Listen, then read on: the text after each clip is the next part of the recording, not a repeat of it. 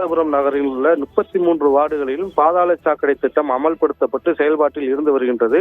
இந்த பாதாள சாக்கடை திட்டம் அமல்படுத்தியது முதலே முறையாக பாதாள சாக்கடைக்கான பைப்புகள் அமைக்கப்படாதாலும், முறையாக பராமரிப்பு பணிகள் மேற்கொள்ளாதாலும் 33 வார்டுகளின் பல்வேறு பகுதிகளில் பாதாள சாக்கடை நீரானது உடைப்பு ஏற்பட்டு மனித கழிவுகளுடன் வெளியேறி வருகின்றது.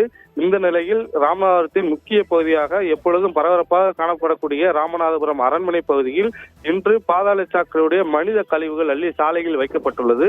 இது குறித்து நாம் ராமநாதபுரம் நகர்மன்ற ஆணையர் அஜிதா பரிமுடன் கேட்டபோது, மர்ம நபர்கள் யாரோ இந்த மனித கழிவுகளை சாலையை ஓரத்தில் அள்ளி வைத்து சென்றுள்ளதாகவும் இது குறித்து விசாரணைக்கு உத்தரவிட்டுள்ளதாகவும் கூறியுள்ளார்.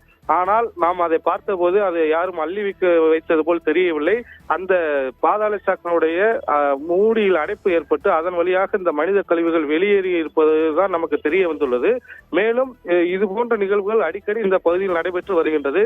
இந்த பகுதியில் தான் காய்கறிகள் வியாபாரம், அதேபோல் பள்ளி கல்லூரிக்கு செல்லக்கூடியவர்கள், காலையில் வேலைகளுக்கு செல்லக்கூடிய என பரபரப்பாக காணக்கூடிய இந்த பகுதியில் பொதுமக்கள், மாணவர்கள் அனைவரும் காலை நேரத்தில் இந்த வழியாகத்தான் செல்கின்றார்கள்.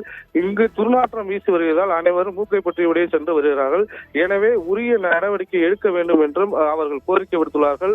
தொடர்ச்சியாக மனித கழிவுகளை வெளியில் விடக்கூடிய நிகழ்ச்சியை நகராட்சி நிர்வாகம் வேடிக்கை பார்த்து